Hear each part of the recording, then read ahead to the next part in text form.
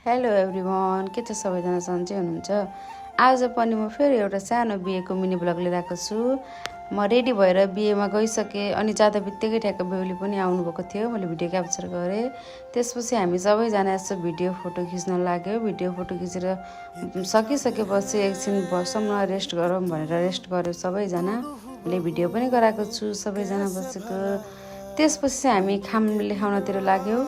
अनि खाम लेखाइसकेपछि हामी सबैजना भेट भएको बेला मैले यस्तो भिडियो पनि गराएँ। मेरो सानीमाहरू दिदी सबैसँग भेट भयो मेरो। अनि मैले भिडियो पनि गराउँदैछु आजै।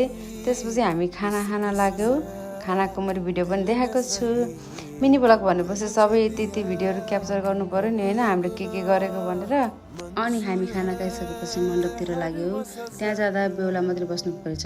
त्यसपछि हामी इन्जोय गरेर फेरि घरतिर लाग्यो। हस् त, bye guys, thank you so much for the watching my video. यस्तै गरेर माया गर्नु।